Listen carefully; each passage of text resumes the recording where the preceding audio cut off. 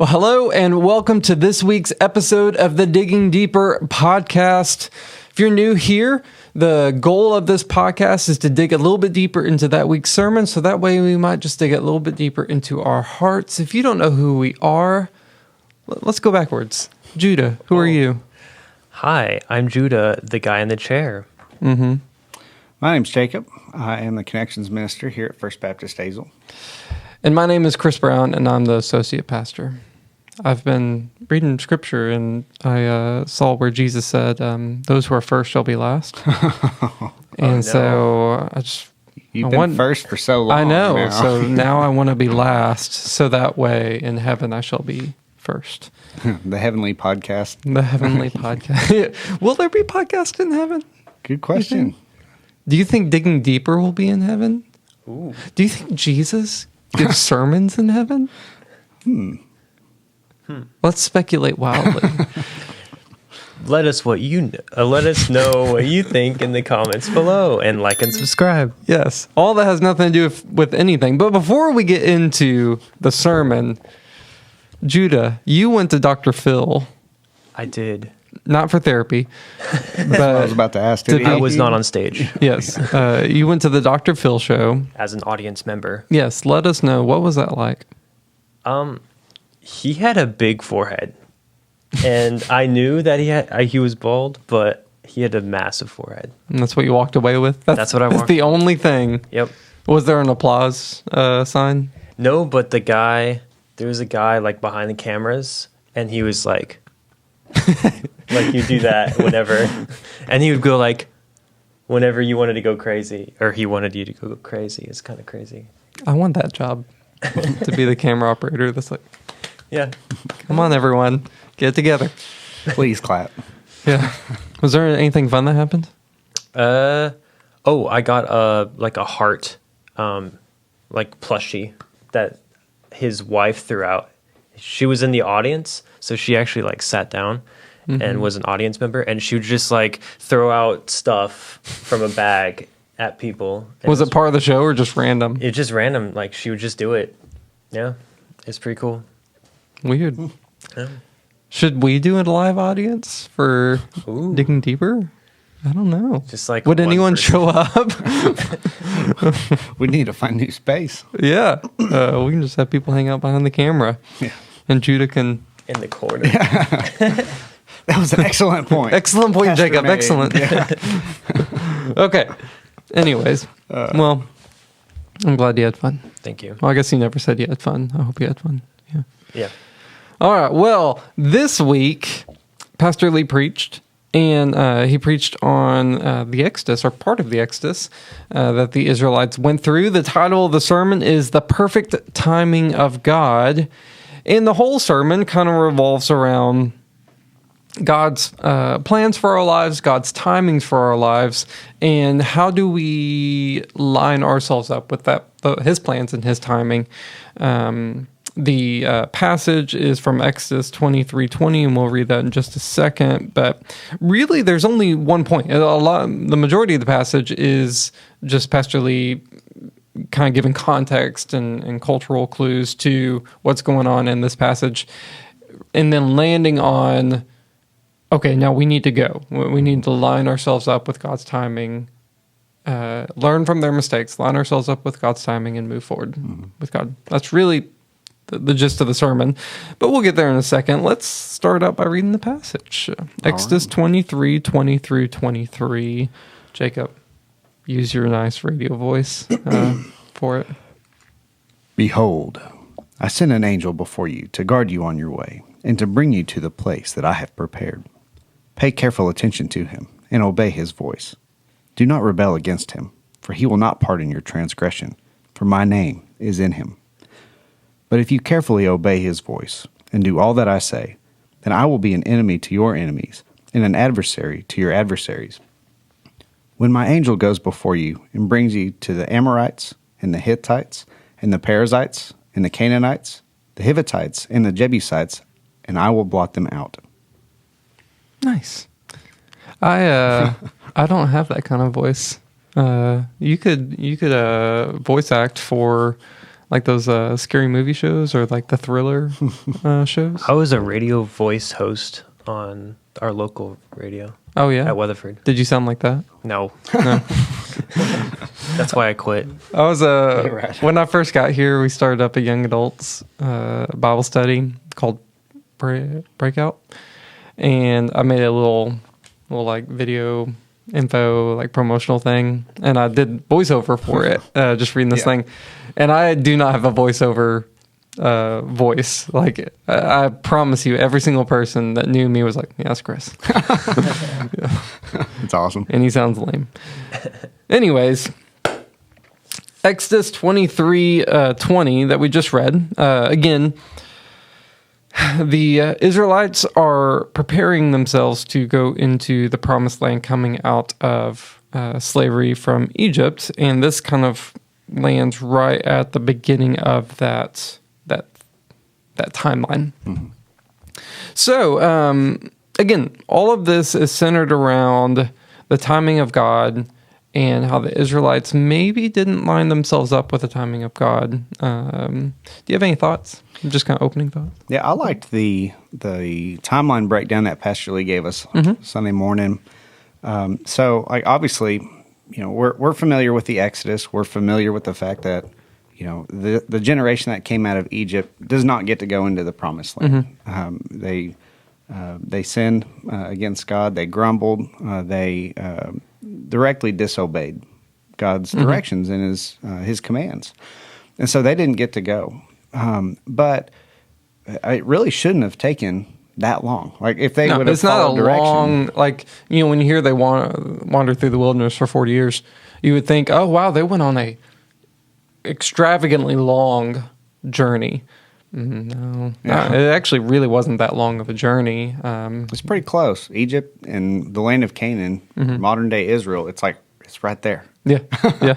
It if they just went from point A to point B, I think it would have taken 3 months total. Something like I that. I think so. It's been a while since I looked. Yep. Now they had to stop at Sinai, right, which Lee pointed out. And some of that was not because they disobeyed. Some of that was because God had things to communicate to them and things for them to do before they went into there. Yeah. Right. As a people coming out of slavery, they needed laws. Right. God established them as a nation there. Yeah, it's like the practice and the pep talk before the big game. Yep. Right. They gotta get the team unified. That's right. Right. Here's the ground rules going forward. Kind of. I think actually they would phrase it that way too, that they were a people but they weren't a nation. Right. And so God was going to take a people group and make them a nation.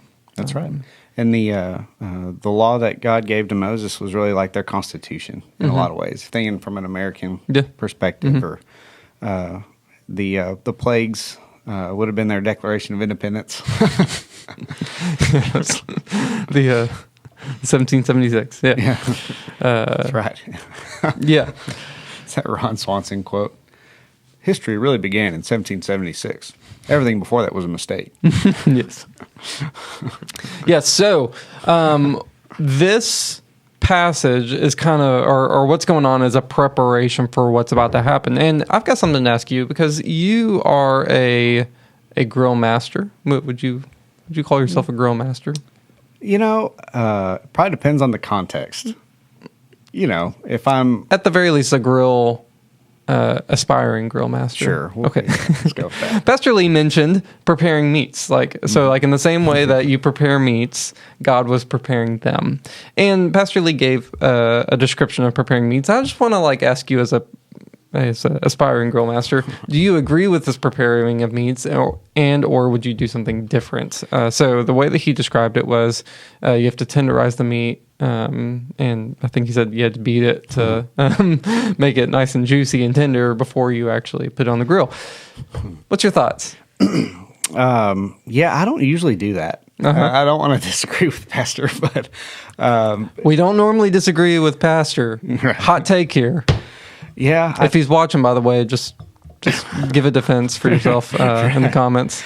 But I don't usually. It depends what it is, right? If it's skirt steak, then yes, like you have to do that. Otherwise, it's going to stick together, and you're not going to have the tissue breakdown that you want, and it's going to be chewy, and that's gross. Or round steaks are the same way. But like a regular steak, like a ribeye or a fillet or something like that, hopefully it just. It's tender the way that you cook it, and you don't have to beat it. Now, okay, I'm going to be devil's advocate here for Lee, because maybe he was making a much more profound point than he even realized. So usually the cheaper the cut, the more tough it is, and the more you have to take those preliminary steps to tenderize it. Israelites were not choice or prime cuts, right? It's not Wagyu. Yeah, they were not Wagyu grade meat. They were stiff-necked, tough, hard-headed, hardened heart people. And so God had to beat it out of them and prepare them. Do you think that that's a good Absolutely. Okay, yeah, I like it. Yeah. I don't know if you were trying to make that point, Pastor Lee, but you were more profound than maybe you even realized. That's right. It's right in the flow of what he's talking about. Yeah. Now, if God was trying to prepare me, he probably wouldn't have to do that, because I'm a prime cut. I am Chris. I am Australian A5 Wagyu. What happened to being the last job at first? What happened to that? You're right. I am chuck roast, choice grade. Yep. From like a very hardworking cow. Yep. And it just depends on the type of. It's the type of meat, really. It's like if you're going to do a brisket, like you have to spend time prepping it. You have to cut off all the fat that doesn't need to be there and trim it up. And in the same way they went through the wilderness, and it was a trimming effect. Trimming of the fat. Yeah. So it depends, really. Yeah, and seasonings and all that. Yeah. Oh yeah, gotta have seasoning though. Yeah. Anyways, how do you prepare your steaks before you throw them on there?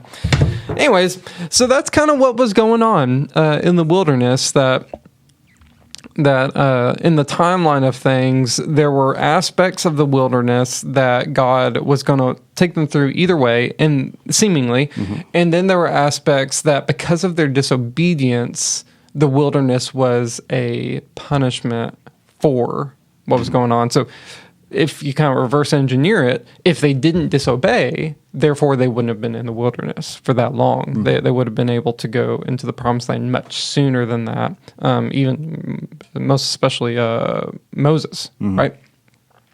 And so that's kind of the whole aspect is they missed God's timing, and in the same way, are we missing God's timing in that? Now, one thing, let's go back to the passage real quick, because he leans on this passage because this passage was given before any of that stuff happened, before they went to Mount Sinai, before they disobeyed, before they were cursed, if you will, to the wilderness for 40 years. This passage was given, and it talks about how where God's going to lead them, and the angel that was set before them, and the conquering that was going to happen as they got to the promised land. Now the angel, Pastor Lee mentioned that he never noticed the angel, or at the very least that the angel would talk and teach them and guide them. I'm gonna be honest, I never noticed the angel either. Did you? Not here. Yeah. No. But I did, if you think, fast forward 40 years, and you get Joshua and the conquest of Canaan. In Joshua 5, right, they're getting ready to go and take Jericho. Right, the first city actually in Canaan that they're going to go and take, and they've taken some other territory at this point on the east side of the river, but they're crossing over and they're about to go take it. Well, in Joshua 5, it mentions that there's a man in armor, or looks like a man, at least in armor, that appears to Joshua, and he says that, hey, I'm the commander of God's armies, basically. And it makes me wonder if it's the same angel. No. It's the same angelic being. Here's a question. Is that the pre-incarnate Jesus, or is it just like an archangel? Good question. I don't know if we have enough info to. Yeah, right. It's a little speculative. Yeah, a little bit. But I think it does highlight. I know Pastor Lee's sermon really focused on us individually. Like, where are we in our lives? What is it God's timing in your life right now? But also, I think there's a bigger picture application too, where God's going to fulfill His purposes one way or another. Mm-hmm. And so God's purpose, even go back to Genesis 12 with Abraham, and God says to him that He's going to give his descendants the land, and there's those land promises, right? Like, this has always been part of God's plan for Israel, is to go and to take the land. And so the question is, okay, is this Exodus generation the generation that's going to get to go and take advantage of that? Are they going to be the ones that actually get to go and do that? And the answer turns out to be no. They missed it in the grand scheme of God's redemptive plan. They laid a big old egg, and they didn't get to go in. And so it was up to Joshua and that later generation. They got to take advantage of God's promises that way and go into the promised land. They weren't perfectly obedient. You think of Achan, for example, sinned and ended up, he and his family were stoned to death because, he defiled the camp, basically. He disobeyed God. But it's that second generation, right, that actually gets to go and fulfill God's plan. And so for us, it's like, okay, maybe God has a plan for, somebody. It could be anything, right? Maybe God's calling you as a missionary to go somewhere, right? And it's part of His plan, is that there's a missionary that's going to be sent here, and you don't act on that. Well, you miss out, right? God will send somebody else then. And so even in a sort of a big picture way, right, and a big picture of God's plan, this plays out. We see it play out here through Exodus all the way up through Joshua. Yeah, I like it. It could be a lot of things too. It doesn't just have to be missionaries. It could be something as small as seemingly small in comparison to. Could be somebody that or that you work with that you're called to share the gospel with them, and maybe you don't. Maybe somebody else gets that opportunity and gets to lead them to Christ, and that's something that a great blessing that you'd miss out on. Yes, that aspect. It could be a lot of things, is what I'm saying. Yeah, it's the aspect of God's inviting you into His plan, and whether or not you get the honor to be part of that, it's going to happen, and your response is whether or not you get the honor to be part of that. Yeah, that's right. Aspect. Or you get to suffer in the wilderness for 40 years. Let's talk about the wilderness for a second. I was telling Judah this on Sunday. Get ready for a morbid analogy. So the Israelites got cursed to the wilderness for 40 years. Moses later on got that same curse that when Moses struck the rock out of anger, defied God. God told him that you're not going to be able to enter the promised land. That in fact he was kind of the last brick to fall before they would enter the promised land. And so He said, I'm going to bring you to it, and you're going to see the promised land, but you're not going to be able to enter it. And in fact, they're going to enter it after you die. That's a harsh punishment. It's that's pretty, think about it this way. Oh, no. Yeah. Judah knows what it is. Think about this. My daughter defies me and disobeys, does whatever, whatever it is. And the punishment is this. All right, Lottie, here's what we're going to do. We're going to gather up the whole family, and we're going to go to Disney World. And we're going to walk right up to Disney World, and you're going to see its beauty, but you're not going to be able to go in.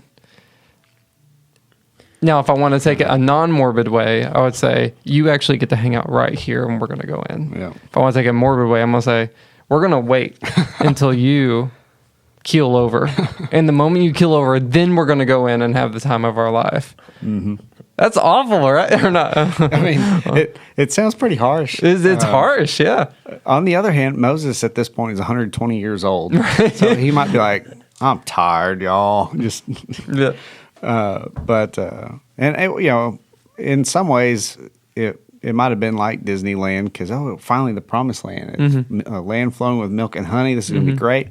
But there was a lot of work left for them to do. Oh, yeah, sure. And it wasn't all going to be fun and games. And he probably would have been princesses a younger man if they had all, went along with the plan of God. Yeah. It just makes me wonder if he's like, I'm tired. Well, it's one of those things, and this is actually a really good point to see not only in life and like in our family and our jobs, but in ministry, is that we're not called to do every aspect of ministry and every step of ministry. With Moses, there were things that God called Israel to do, and Moses was not the guy to take them there. Yeah. In fact, the longer that Moses was there, the longer it would take for them to fulfill the next step. And there's an aspect where Moses, for the past 40 years in the wilderness and even longer in the liberation of Israel and following God's plan for Israel, it was all building up to this moment, and Moses had to have the humility to say, this next step is not my step. This next step is going to be someone else.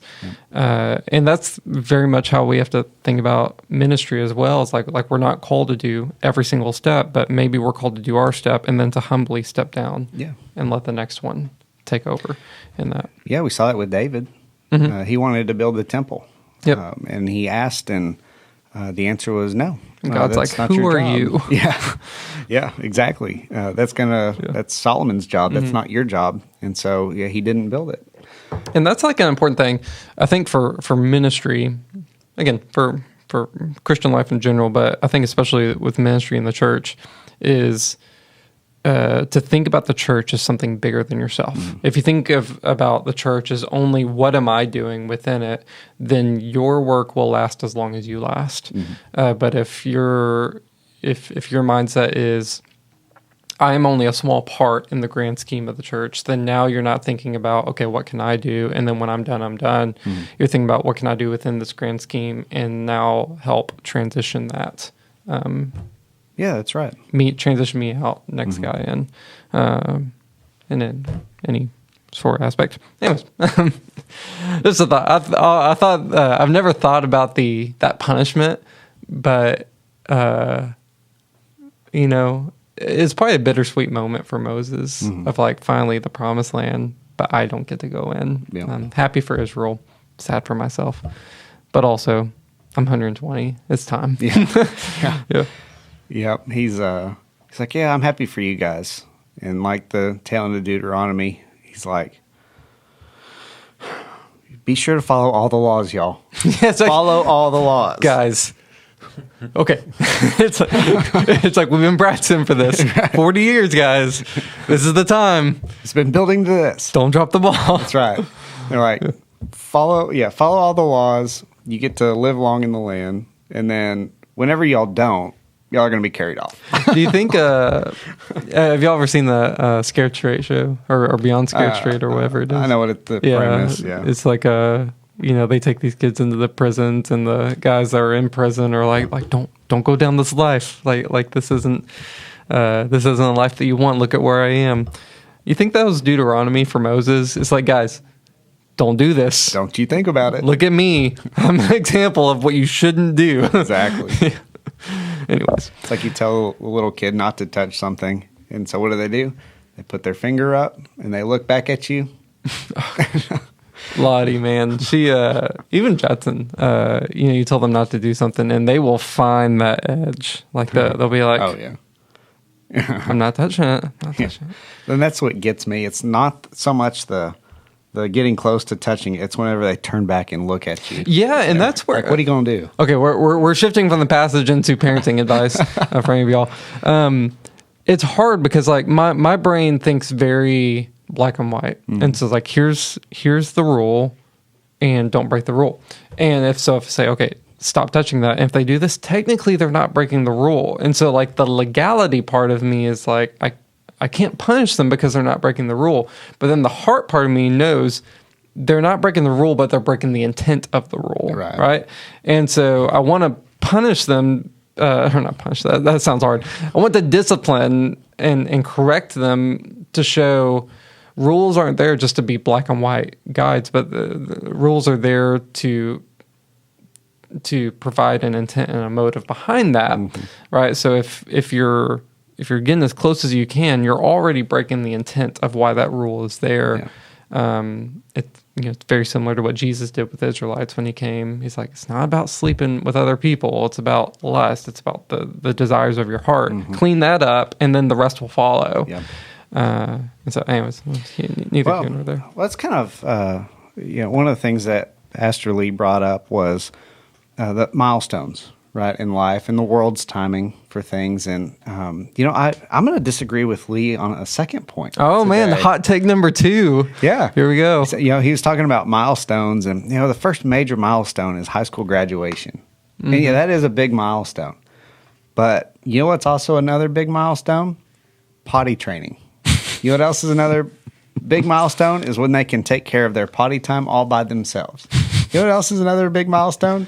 Getting themselves dressed and putting their shoes on by themselves. I get it. On the grand scheme of things, yes. Like those are kind of taken as givens, and and high school graduation is definitely a huge milestone. Yeah. But I was sitting there listening to him say that, and I'm like, I've still got, our youngest is 3, and so we're still living some of those things, and I'm like, don't tell me those aren't milestones, Pastor. I need this. I need it. That's right. I need small victories to get me to the next one. That's right. That's right. No, it is great when they can go potty on their own. Oh, yeah. And with Lottie, it's starting to get to the point that she can responsibly get snacks on her own. Ooh. Because kids can get snacks on their own whenever they want, but are they getting the right snacks, the right quantities? And so she's slowly getting there on that. And because half your life as a parent is just feeding your kids, right? You would think, there's only 3 meals a day. No, there's 3 meals a day plus 50 other snacks throughout the day. Yeah, that's right. But anyway, So that was his point. Was all the milestones. He didn't mention potty training, but we'll throw that one in there. Things like potty training and going to kindergarten and graduating from high school and going to college, getting your degree, getting married, having kids, like all those things. Like none of those are specifically Christian things. Yeah. And so then he shifted it over, and like everybody kind of acknowledges those as milestones, though, right? More or less. And so. And you may not end up going to college and, those sorts of things. And, that's all good. But he shifted it over the focus to look at and think through spiritual milestones. Like, are we growing spiritually, right? Is this something that we're doing or not? Because that is distinctively Christian. And he made the point, and I thought it was really good, that, all those other, milestones and kind of success markers, if you want to call them that, in life, like, I've checked that box, I've gotten this accomplished, I've done that. Those things are made more significant and blessed whenever we're growing spiritually and hitting spiritual milestones. Yeah, I thought that was great. Yeah, which lines up with the timing aspect of God. In the same way that God had a very specific timing and plan for Israel, and they missed it. Which caused delays and all that, we can miss it too. And so the idea is like wake up to the timing of God. He made a good point that we're probably going to be shocked in heaven that we thought that we were waiting on God all this time, and we're going to realize that probably God was waiting on us more than we were waiting on him. Because God has already, for the most part, God has already revealed to us what he wants us to do. And so we're just sitting on our hands because we want more instruction, we want more specific instruction, which really we're just kicking the can down the road, shifting responsibility. But there's a great example of this in Exodus with Moses, of this happening of we're we come to God and we're like, God, what are you going to do? We trust you. And God's like, what are you talking about? You already know what to do. Pastor Lee didn't mention this, but I will. Exodus 14, I think we got the verse over there. We can show you. It says this. So this is at the Red Sea. So they're about to go through the Red Sea. And Egypt's coming up behind them, and they're nervous. So it says this. And Moses, I'll read that version. Moses answered the people, do not be afraid. Stand firm, and you will see the deliverance the Lord will bring you today. The Egyptians you see today you will never see again. The Lord will fight for you. You need only be still. So he gave reassurance to the people. Don't worry, God's got this. Mm-hmm. And then he turns to God, verse 15. Then the Lord said to Moses, why are you crying out to me? Tell Israelites to move on. Raise your staff, stretch over your hand over the sea, and divide the water so the Israelites can go through the sea on dry ground. And so he's like looking to God. All right, God, do it. And God's like, why are you crying out to me? Move. Go. Do you not see they're coming? Right. Like, why are y'all stopped? You know what to do. And he says, lift up the staff. And the staff, it may sound like, how did Moses know he's supposed to do that? Well, for the past 10 plagues, he's used the staff to be the demonstration of the power of God. And God's like, do I have to hold your hands through every single thing here? Like, you know what to do. Do it. I feel like God might be looking the same at us. Yeah. It's like, God, like, who do you want me to evangelize to today? It's like, I don't care who you evangelize. Just evangelize to someone. Right. Like, just go do it. Anyways. Yes, go. Which is the one application point of the sermon. Yes. Go. Yeah, and that passage reminds me of trying to walk in the house with all the kids. Like after we get home from somewhere, everybody's getting out of the car, and for some reason we have to stop right in the middle of the door, like we're holding groceries. Maybe It's like, go, just please go. Yes. Like you can pet the outside cat later, somewhere else, not right here, right now. Again, go. We're the 4-year-olds. God is the parent. Yeah. Anyways, any other thoughts? I think we pretty well covered it. I guess the last thing that Lee mentioned was about the disciples and Jesus, how similar. Their timing and the timing of Israel generally wasn't God's timing all the time. Like sometimes the answer is to wait. Yeah, and he mentioned at the very beginning of the sermon that whenever we think of God's timing, we think of waiting because it's like it's impressed upon us, right? Sometimes God says yes, sometimes he says no, sometimes he says wait. And that's the worst when God says wait, just about. Because, somebody's so instead praying. of yes, no, or wait, maybe it should be yes, no, or go. Oh, yes, no, or go. Or wait. A, B, C, D. There we go. We get 4 answer choices now. Or E, other. right. Go. Yeah. And I thought that was pretty good too, that, finally when it was God's timing, right, it was for Jesus to come in triumphantly into Jerusalem, that it was this, they're like, man, finally, here we are. But they still didn't totally understand, what the Messiah had to do and endure. Anyway. Yeah. But yes, timing. Yeah, for sure. Lots of timing. It's a consistent theme in Scripture. Yep. Cool. All right. Well, that's the sermon from Sunday, The Perfect Timing of God, looking at Israel wandering through the wilderness and how, because of their disobedience, they missed the timing of God that God had for them, and therefore suffered for that. And some of them didn't even get to experience what God had laid out for them. And in the same way for us, are we missing the timing of God, or are we is God waiting on us rather than us waiting on God? And maybe God wants us to just go. So that's a sermon from Sunday. Hope you enjoyed it. We're now going to move into the Bad Doctrine of the Week. It's the Bad Doctrine of the Week. All right, Bad Doctrine of the Week. We got a doozy today. I like this one.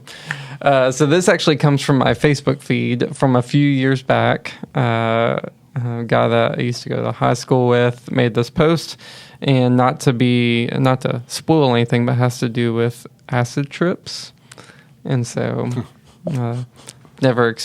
You've mentioned this before, like in the past. Oh, have I? Like way that you were gonna do this as a bad doctrine. Oh, I did. Yeah. Oh, okay. Well, I'm holding true to my word. Here it is today. Like one of the first ones. Oh, I'll have to go First find it. podcast. I don't remember that. The answer this time was wait. We had to wait for Yes, it. you had to wait for it. So this is it. Let's just read it and then we'll talk about it because it's pretty wild. Okay, yeah, we got it up there, so I'll read it. Y'all can read it along with me. It's a book. Okay, I'm gonna read it as he spells it too. I'm gonna be real taboo with y'all today, and this shouldn't be taboo at all. But I wouldn't be anywhere near who I am today without the 20 plus psychedelic trips I've taken throughout the past 10 years. Shrooms, LSD, salvia. I don't even know what that is. I've been to heaven. I've become a god. I've become a baby again. I've seen the future. I've seen the past. I've been in two bodies simultaneously. I've been to the deepest parts of hell. I've become a black hole. I've teleported. I've traveled the universe, etc. Like literally any crazy scenario you could think of, but all that provided a deep message to my soul the next day when back to normal, which, by the way, this is a good demonstration of the Gen Z. They don't use punctuation. I'm having a hard time reading it. Okay. Like literally any crazy scenario that you could think of, but all that provided a deep message to my soul the next day when, quote unquote, back to normal, whatever that means, in which chemical imbalance in your brain is really the correct reality, question mark? There's so much here. Okay. So yeah, I'm thankful for the open mind I've had, and I went from believing religion to believing the truth that we don't know anything, man. For real. You know, you know not what you speak of until you actually live it. Especially concerning Christ or any religion for that matter. Like, bro, I became Jesus one time getting crucified in front of the entire population of all humans that ever existed, and they kept telling me my life was all a movie set. I'm not actually but just a sacrifice for all to survive. Crazy, right? Lol. My point is that at the end of the day, we don't know anything, lol. Never forget that next time you're confident in your beliefs, especially if you're religious and never tripped, emoji, experiment with your mind responsibly. Peace and love. Oh my gosh. Wow. We'll have to make sure to blur out that name, Judah, in there. Okay. A lot there. But if I was just to sum it up into a single statement, it would be because of the experiences he had on psychedelic trips, we don't know if anything's true, right? And so you can't claim to be anything because he has experienced such wisdom through these psychedelic trips. Thoughts? So there's so much. But you know, the underlying philosophy of it is, you know, whatever I can experience or imagine myself being, that's what I am. Mm-hmm. That's kind of the underlying thread that's consistent through all of the gibberish, to, you know, for lack of a better word. And so, you know, he's one of the things that he does is he's questioning reality. Right. Mm-hmm. What even is real? Which who's to say the psychedelic trips that's not the real reality, and we're just tapping into the real reality. Right. And so and he says, what was it? There was a point where he shifted into talking about Jesus and talking about religion and like his trip about Jesus. No. So he says, you don't know what you speak of until you actually live it, especially concerning Christ or any religion for that matter. Yeah, that one. And then he talks about how he became Jesus one time being crucified. On a movie set. Which I guess gives him the authority to speak on behalf of Jesus. Right. Which doesn't make any sense. Yeah. And so there was a guy that I was talking to one time. He was actually a former student of mine. That he had graduated and gone off to college, and he was studying philosophy. And at this point, he's not a believer, and you know we're sitting around talking and just kind of hanging out, and he's telling me a little bit about his philosophy classes and some of the things that he's learned, and so one of the points that he made was, about the senses. Like, how can we be sure that the things that we perceive through our senses are actually real, or actually true? And, if that's the case, if we don't know that we can trust our eyes, our ears, our nose, our mouth, our taste, feel, those things, what about something that's, abstract, like God, right? We don't, with our senses, we don't touch God, we don't see God, hear God, unless you read the Bible out loud, then you do. But that was his point. And so how can we know anything about God? And so which was a great opportunity. It's like, well, if God is God, and he is, right, don't you think that he would be able to communicate with his creatures if he wants to, and for us to perceive as the receivers of that message, to actually like understand and comprehend something of what he's trying to tell us? And he thought about it. He's like, it's not a bad point. I'm like, yeah. Well, it's almost like a semi-Gnostic kind of thing of like... who can know? Yeah, who can know anything? What is reality? What is physical? What is abstract? What is spiritual? What is emotional, mental? All those things. It's such a bizarre philosophy that you can't know anything unless you take a psychedelic trip to experience it. But then that psychedelic trip is just your mind being scrambled and producing random cognitive experiences. Yeah. And so it's such a bizarre philosophy. And there's a reason. There's lots of studies and correlations between psychedelic drugs leading to depression, anxiety, a confusion on what's real. Because like you're literally messing up your mind. You're causing your mind to no longer know what's reality and what's not reality, because you're taking it such to the extreme. And I guess the thought is you're using these drugs to tap into a reality that you can't normally tap into, which is again just an odd take. Yeah, it's the Garden of Eden all over again. That's what it sounds like to me. God says, "Don't eat from the fruit of that particular tree," and here comes the serpent in Genesis 3 and tells Eve, the only reason that God told you not to eat from that tree or not to touch it is because he knows as soon as you eat, your eyes will be open and you will be just like God. And you will be open to a wealth of knowledge and information that you're being guarded from. Right. That he's keeping from you. That was the word. It's a pretty similar situation of like, these trips are allowing you access to a greater level of knowledge that you didn't have before. Yep. So therefore, remove the barrier. Go into this. It is a remarkably similar argument. Now, we've mentioned this before, but let's just, for sake of bad doctrine and for the sake of correction, hey, didn't God make everything? And isn't everything that God made good? And God wouldn't tell us to not do something that's natural and good. Not that any of these things are natural by any means, but let's just, for argument's sake, say it's natural and good. God wouldn't tell us not to do that. What's a biblical argument against that? Well, the biblical argument is one of the first things that God did was make a plant illegal. But literally, one of the things that God made said, don't do this. Right. And so the very first thing we see is that you're saying shouldn't be. Oh, yeah. I appreciate the softball. Yeah, there you go. Wow. Yeah. But no, I actually had a guy. It might be obvious for some, but let's just... just to make it clear. Just to make it clear. Just because God created it doesn't mean that you should smoke it or whatever.